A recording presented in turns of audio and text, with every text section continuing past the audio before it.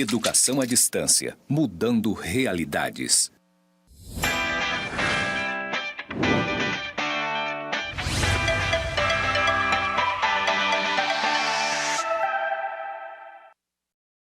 Seja bem-vindo, seja muito bem-vinda. Aqui é a nossa continuidade da disciplina de Direito 1. Ainda vamos continuar aqui na nossa temática, o nosso conteúdo de Direito do Consumidor. É isso mesmo, é uma pena, estamos chegando ao final aqui da nossa disciplina, mas eu tenho certeza que você tem aí estudado bastante, tem seguido as nossas recomendações. Mas antes de dar início, farei minha audiodescrição.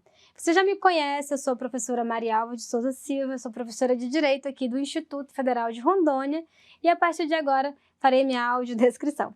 Sou uma mulher branca, sou loira, estou usando um terninho preto e uma camisa verde e uma calça preta. Aqui no estúdio de gravação tem uma parede branca atrás de mim com uma figura geométrica com traços e pontos. À minha esquerda nós temos outra parede branca com as letras EAD, que significa Educação à Distância, logo abaixo está escrito Mudando Realidades. Então, vamos dando continuidade aqui ao nosso conteúdo, nós vamos continuar aqui conversando sobre a nossa disciplina aqui de Direito do Consumidor, tá ok?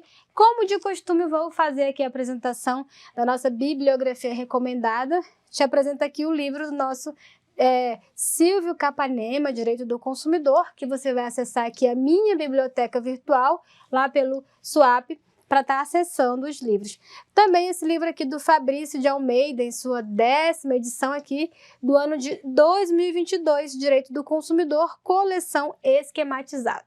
De fato, vou te chamar aqui agora para o nosso conteúdo, na nossa última unidade número 6, tá? Vamos conversar agora sobre práticas comerciais, proteção contratual e também falar um pouquinho sobre as sanções administrativas, tá ok?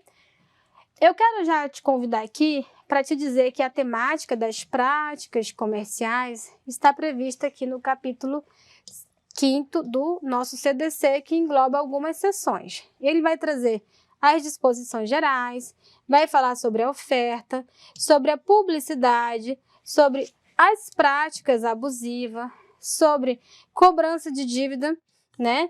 E dos bancos de dados e cadastros de consumidores, tá? Essa nossa seção, ela vai do artigo 29 até o artigo 46 e eu tenho certeza que você está aí com o seu CDC do ladinho, dando um pause neste vídeo para fazer a leitura, tá certo? Vamos conversar aqui um pouquinho sobre a oferta, tá? Pessoal, quando a gente fala de oferta, a gente não está se referindo a um produto em si, né? A oferta, ela é um conjunto, ela envolve um produto e uma publicidade, envolve uma informação.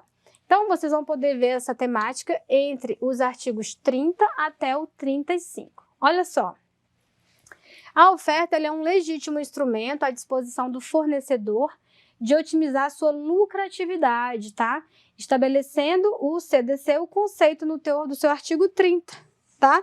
Que estabelece que a oferta é toda informação ou publicidade suficientemente precisa, veiculada por qualquer forma ou meio de comunicação com relação a produtos e serviços oferecidos ou apresentados, tá? E obriga o fornecedor a que a fizer veicular ou dela se utilizar, integra o contrato que vier a ser celebrado. Ou seja, se ele está ali te propondo uma oferta, um produto em determinada situação, com determinado prazo, ele está ali tendo que cumprir essa informação ou essa publicidade ali que se refere àquela oferta. Tá ok? E aqui eu trouxe para vocês aqui um esquemazinho para a gente conversar um pouquinho sobre as características da oferta. Olha só. Primeiro, ela abrange toda a informação ou publicidade que tiver. Ela vai estar obrigando o fornecedor, né, a cumprir. Ela integra o contrato que vier a ser celebrado, né? E ela tem que ser precisa e, de fato, ela precisa ser veiculada, tá certo? Então, fiz um gráficozinho aqui só para detalhar o que está estampado aqui no artigo 30 do nosso CDC, bem tranquilo, tá? Então, se você ofertou, você é obrigado a cumprir, tá? E essa oferta, se você vier a celebrar um contrato, ela vai estar integrando esse contrato e você vai estar ali, de fato, vinculado a essa ação, ok? Aqui vamos conversar um pouquinho sobre a publicidade, que vai do artigo 36 até o 38 do nosso CDC. Olha, pessoal, eu já vou te chamar a atenção aqui, ó, para a gente ver a diferença entre a publicidade e a propaganda. Por quê? A publicidade, ela pode ser conceituada como uma informação veiculada ao público consumidor com o objetivo de promover, né? Promover o comerciante, ainda que indiretamente, produto ou serviço disponibilizado ao mercado de consumo, tá? Publicidade é a principal manifestação da oferta. Então, a oferta ela é manifestada por meio da publicidade, tá? Então, tecnicamente, existe uma diferença entre os conceitos de publicidade e propaganda, tá? A publicidade tem o objetivo comercial, tá? Enquanto a propaganda, ela tem fins ideológicos, filosóficos, políticos e religiosos ou econômicos ou sociais, né? Além disso, na publicidade, podemos identificar o patrocinador, né? O que na propaganda nem sempre é possível. Aqui eu quero te dar um exemplo seguinte, tá? Quando a gente fala de propaganda, a gente fala, por exemplo, propaganda política, né? A gente fala de propaganda que tem fins ideológicos, fins religiosos. Quando a gente conversa aqui sobre o direito do consumidor, a gente não fala, eu vi uma propaganda que tem um produto sendo vendido a determinado preço em tal estabelecimento. Isso não é técnico de se dizer, né? Por quê? O que existe ali é uma publicidade a respeito de uma oferta. Então, o termo propaganda, dentro do termo técnico, ele é relacionado a fins ideológicos, a fins políticos, a fins religiosos, filosóficos e nessa pegada, tá? Então, não confundam esses termos, porque já que você está aí se tornando um gestor comercial de excelência, você não vai mais falar assim, eu vou fazer a propaganda de um produto. Você vai falar, colocarei um produto aqui para a publicidade, tá certo? E aí, vamos entrar aqui para a gente conversar sobre a diferença entre a publicidade enganosa ou abusiva. Eu vejo muita gente falando assim, isso é propaganda enganosa, isso é propaganda abusiva. Gente, é publicidade. Dentro do CDC, tá? CDC, a gente fala sobre publicidade, tá? Ou seja, é proibida toda publicidade enganosa ou abusiva. E essas duas, elas são diferentes, tá? Quando a gente fala de enganosa, se refere a qualquer modalidade de informação ou comunicação de caráter publicitário, inteira ou parcialmente falsa, ou por qualquer outro modo, mesmo que por omissão, né, capaz de induzir em erro o consumidor a respeito da natureza, característica, qualidade, quantidade, propriedades, origem, preço ou quaisquer outros dados sobre os produtos ou serviços, tá? Então, isso aqui que é uma publicidade enganosa. Quando a gente fala de publicidade abusiva, dentre outros, a publicidade discriminatória de qualquer natureza, a que incentive a violência, que explore o medo ou a superstição, se aproveite da deficiência de julgamento e experiência da criança, desrespeita os valores ambientais, ou que seja capaz de induzir o consumidor a se comportar de forma prejudicial ou perigosa à sua saúde e segurança, né? Então, um produto que tem uma publicidade enganosa, ele está induzindo o consumidor a um erro, tá? Quando ele vem ali e te engana a respeito da natureza, uma característica, uma qualidade, uma quantidade, tá? Por exemplo, se eu vou comprar ali um perfume e tá ali na publicidade que ele tem 100 ml, né? O produto tal com 100 ml por tal preço, né? Aí eu vou lá para comprar o produto, chego lá, é mentira, porque na verdade aquele preço é um perfume de 80 ml, então isso é uma publicidade enganosa, tá? Agora, ela se torna abusiva quando ela vai mexer ali com o psicológico da pessoa, quando ela incita a violência, quando ela causa medo, tá? Quando ela tem ali um desrespeito a valores ambientais, tá? Quando ela pode estar induzindo, né, o consumidor a se comportar de forma perigosa para a sua saúde ou segurança. Então, ali ela é configurada como uma publicidade abusiva estampada no parágrafo 2º do artigo 37. Isso é muito importante, pessoal, para vocês terem essas noções, porque isso cai muito em prova, tá? Isso é muito, muito pedido em prova aí quando a gente fala sobre o direito do consumidor, tá?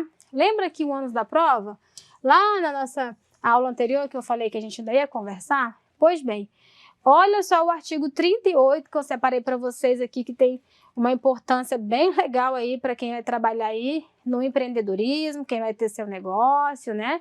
Olha só, o ônus da prova da veracidade e correção da informação ou da comunicação publicitária cabe a quem patrocina, tá? Ou seja, se você contratou ali uma empresa para fazer a sua publicidade, eu vou chamar uma empresa de comunicação, uma empresa que trabalha com marketing, não é eles que estão... Se eles produzirem aquela publicidade, não é eles que vão ter culpa não, tá? Quem tem culpa, quem tem que responder por isso é quem patrocinou, ou seja, é aquele comerciante, não a empresa que produziu o material, entende? Olha só, não, e além do mais, dentro disso aqui, ó, não é o consumidor quem terá que provar que a publicidade é enganosa ou abusiva, tá? Mas sim o fornecedor, ou seja, que é o dono da publicidade, é que terá o ônus de provar que a sua publicidade não é enganosa nem abusiva, e sim verdadeira e correta. Então, aqui dentro do artigo 38, vocês podem perceber que o consumidor ele pode, por exemplo, procurar o Ministério Público para falar, olha, tem essa publicidade aqui, eu entendo como ela é abusiva, como isso, aquilo, outro. Aí, quem vai ter que provar que não é quem produziu, ou seja, quem é o contratante daquela publicidade, né? Ou mesmo quem se o próprio comerciante ele mesmo produz, assim, estou dando um exemplo de quando ele contrata uma empresa para fazer um marketing, para uma empresa de publicidade, né? Estou pensando assim em algo maior, mas é possível que ele próprio produza uma publicidade ali numa rede social, ele pelas mãos próprias faça e ele tenha que responder por isso, tá ok? Mas lembrando que quem faz, quem responde é quem contratou, no caso, se foi contratado uma empresa aí para estar fazendo. Não é a empresa de publicidade que responde, sim o dono da publicidade, tá certo? E aqui, já na tela aqui das sanções administrativas, tá? Não entrei na esfera penal aqui para vocês, vamos falar sobre esfera administrativa, tá? Olha só, podemos ver essas sanções administrativas lá no artigo 56. Olha só como é importante para vocês entenderem isso aqui, ó. Olha só. As infrações das normas de defesa do consumidor ficam sujeitas, conforme o caso, às seguintes sanções administrativas sem prejuízo, tá? Sem prejuízo das de natureza civil, penal e das definidas em normas específicas. Ou seja, além de ele tomar uma multa na via administrativa, além de ele ter a apreensão do produto, além de ele ter a inutilização do produto, além de ele ter a cassação do registro do produto junto ao órgão competente, ou então a proibição de fabricar o produto, ele ainda pode, dependendo do caso, responder na esfera civil e ainda na esfera penal, vai depender do caso concreto, sem configurar que ele está sendo penalizado 2 vezes pelo mesmo fator, né, pela mesma ação. Não, porque são esferas distintas, são uma é na natureza civil, outra é penal, e aqui é na esfera administrativa. Então, quando a gente vê aqui na esfera administrativa, a gente já vê aqui, por exemplo, quando chega o fiscal no mercado, né, que vê ali que tem uma carne vencida, né? Tem uma carne que está ali em situação que não poderia ser comercializada, já está passando do ponto, já passou do ponto, aí ele pode tomar uma multa, né? Vai depender se ele já foi notificado para não fazer aquilo e continua fazendo, ele pode tomar uma multa, ele pode ter o produto apreendido. E se uma pessoa passou muito mal e teve que ir para o hospital, gastou remédio, esse comerciante ele ainda pode ser processado para responder aqui, para estar tendo que arcar com as despesas médicas, por exemplo, do consumidor dessa carne. É possível também. Então, você pode responder em várias esferas ao mesmo tempo, tá ok? Não configura aí que tá repetindo a sanção, não, tá? São esferas distintas. E aqui, ainda no artigo 56, né, além de ele tomar uma multa, dele ter a apreensão do produto, da mercadoria, ele pode ter aqui, ó, no inciso 6º, a suspensão do fornecimento do produto ou do serviço, ele pode ter a suspensão temporária das suas atividades, a revogação da concessão ou a permissão de uso, a cassação de licença do estabelecimento ou da atividade que ele exerce. Ele pode ter interdição total ou parcial, né, do estabelecimento, pode ter uma intervenção administrativa e pode ter a imposição de uma contrapropaganda, ou seja, se ele fez uma publicidade para divulgar um determinado produto, ele pode ter a imposição de ter que fazer uma propaganda para desfazer essa aqui. Eles chamam, na verdade, uma publicidade. Eles falam contrapropaganda, mas é uma, eu diria assim, uma contrapublicidade, ou seja, uma publicidade para desfazer o que foi feito em outra publicidade, tá certo?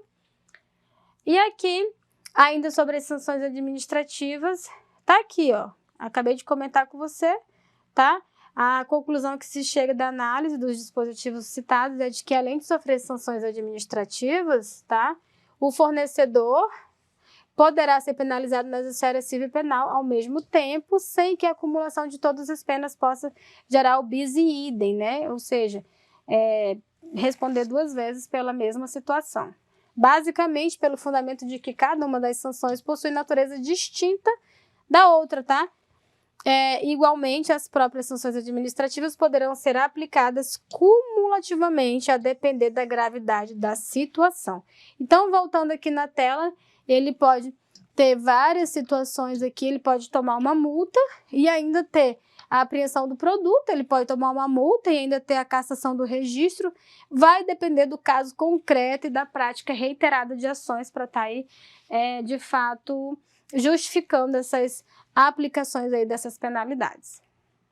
Tá ok?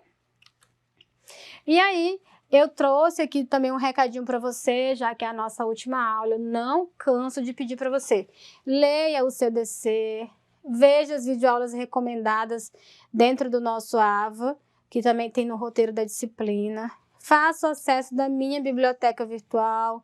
Não esqueça de mandar a sua dúvida pelo AVA lá para o professor mediador. Se ele não conseguir resolver, ele vai encaminhar a sua dúvida para mim. Se você quiser também, você pode mandar o e-mail, que tem o meu e-mail lá na apresentação da disciplina. Eu te desejo bons estudos e te peço que você faça a execução das atividades dentro do cronograma previsto, tá certo? Então, eu quero te desejar bons estudos. Foi muito bom, foi um prazer imenso estar aqui com vocês, aqui nessa disciplina de Direito 1. Mais para frente vocês terão Direito 2, tá? Vocês vão ter também Direito Tributário, que é bem legal, bem interessante aí pro estudo aí do gestor comercial, né? Nós não podemos pensar numa gestão comercial sem estudar também o Direito Tributário, tá certo? Quero te agradecer a paciência, o carinho e pode ficar à vontade para mandar a sua dúvida para mim, que eu vou estar à sua disposição. Bons estudos e até uma próxima oportunidade.